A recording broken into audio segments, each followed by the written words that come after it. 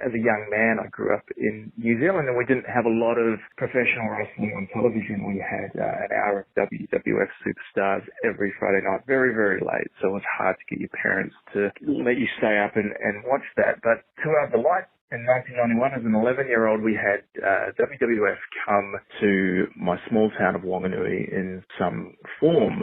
I'm not sure if anyone else listening has experienced this, but we got a roster of imposters. We got a very fake-looking Coco Beware, who was pinned by a very fake-looking Brooklyn Brawler. We also had in the main event the Bushwhackers, which were the hometown heroes, obviously, and the Nasty Boys.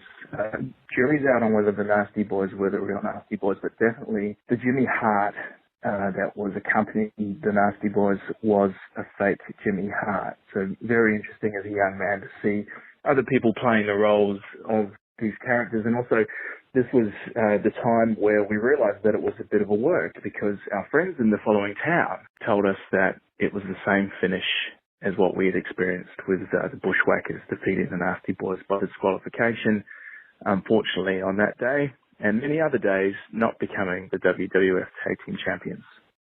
That's the best part. A touring show, and everyone knew the results from town to town. The fake wrestling show was a touring show.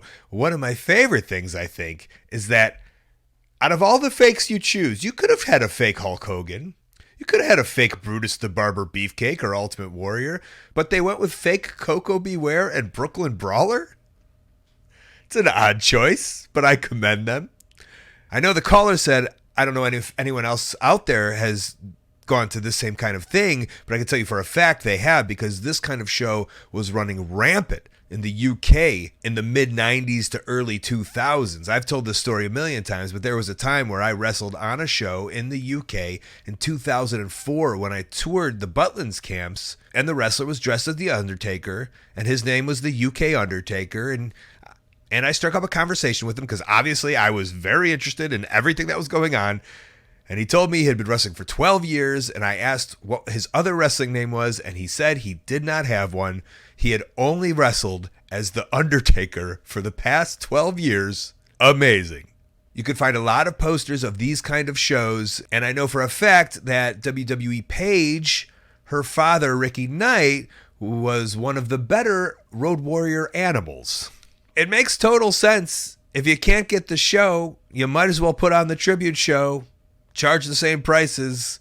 And if WWF wants to attempt to go out there and slap a cease and desist on you, right? Best of luck.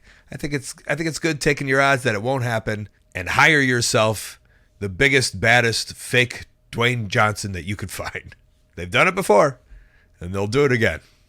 Hey, thanks for watching. That call was part of a whole podcast called Wrestling Anonymous. Listen to the whole thing weekly wherever you listen to your podcasts. Go subscribe. And while you're at it, subscribe right here on YouTube to Colt Cabana's channel. Thank you.